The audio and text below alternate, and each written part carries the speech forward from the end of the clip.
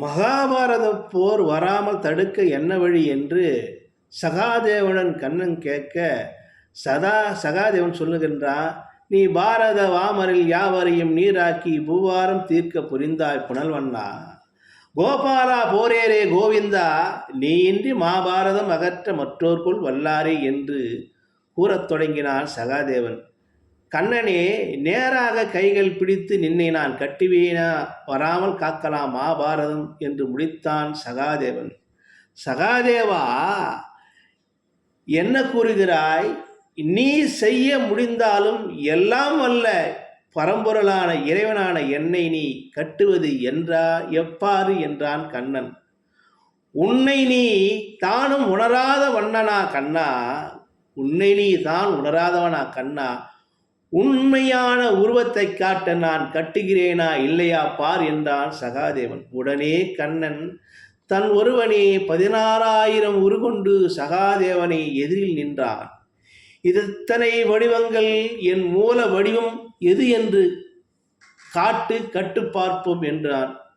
சகாதேவன் பெருஞானி அல்லவா, பக்தி திறத்தால் மூல வடிவம் அடையாளம் கண்டு மனத்தால் இறுக கட்டினான்.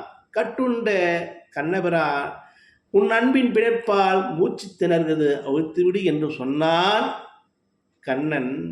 இது அழகாக வில்லிபுத்திரார் மகாபாரதத்தில் விவரிக்கிறார். அதே போன்று பெரியாழ்வார் ராமனையும் கட்டுள்ள அன்பு பிணையில் கட்ட வேண்டும் என்பதற்காக காதல் கலைப்புற்று ராமனும் சீதையும் திருமண புதிரின் போது ஒருவருக்கொருவர் உரையாடி கொள்வார்கள். விடுகதைகள், கதைகள், கேளிக்கைகள் எல்லாம் பேசிக்கொண்டிருக்கின்ற போது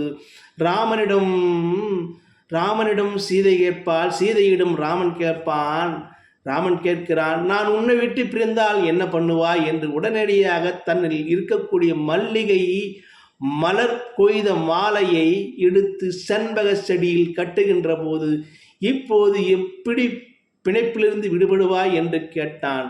இந்த காதல் வயப்பட்ட ராமபிரான் அன்பின் பிணைப்பால் இருக்கின்ற போது இந்த மலரை பிரித்து எடுக்க முடியும். ஆனால் அன்பின் பிணைப்பு இருக்கின்ற போது பல மடங்கு கண்ணபிரானை சகாதேவன் கட்டியது போல சீதையை ராமனை கட்டினான் என்று பெரியாழ்வார் இந்த இடத்தில் விவரிக்கிறார் நயம்பட என்று சொல்லி நானும் முடிக்கிறேன். நன்றி, வணக்கம் அன்பு நண்பர்களே.